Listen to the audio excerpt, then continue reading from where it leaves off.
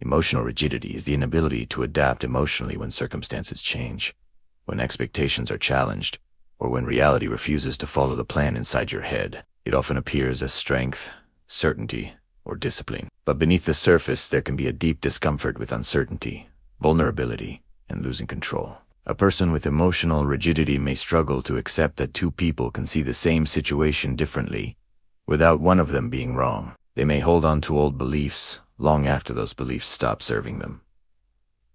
Not because they are necessarily true, but because changing them feels threatening. When plans change unexpectedly, frustration can become intense, and even minor disruptions may create disproportionate emotional reactions. They may have difficulty apologizing, changing their mind, or admitting that their original judgment was incorrect because doing so feels like surrender rather than growth. Another sign is difficulty expressing emotions in flexible ways. Instead of communicating sadness, fear, or disappointment, they may become cold, silent, controlling, or excessively logical, using emotional distance as protection. Relationships can become difficult because compromise feels like weakness, and vulnerability feels like losing power. They may expect others to behave according to strict standards and become deeply disappointed when people fail to meet those expectations. The greatest tragedy of emotional rigidity is that the world keeps changing while the person remains emotionally attached to the rules that once made them feel safe. What protected them yesterday can become the prison that limits them tomorrow. Recognizing these signs is not about becoming passive or abandoning your values.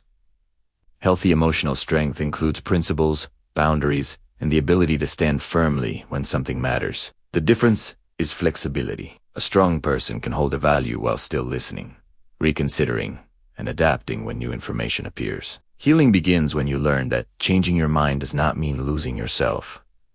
Apologizing does not make you weak. Compromise does not always mean surrender. Showing emotion does not make you powerless. Sometimes the greatest strength is being able to remain grounded while allowing reality to challenge your assumptions. You do not have to control every outcome to feel safe. You do not have to win every disagreement to protect your dignity. And you do not have to remain the same person simply because others became comfortable with the version of you they already knew. Emotional maturity means knowing when to stand firm and when to soften, when to speak and when to listen, when to protect yourself and when to open your heart. The moment you stop treating flexibility as weakness, life becomes less about controlling everything around you and more about developing the inner strength to adapt without losing yourself.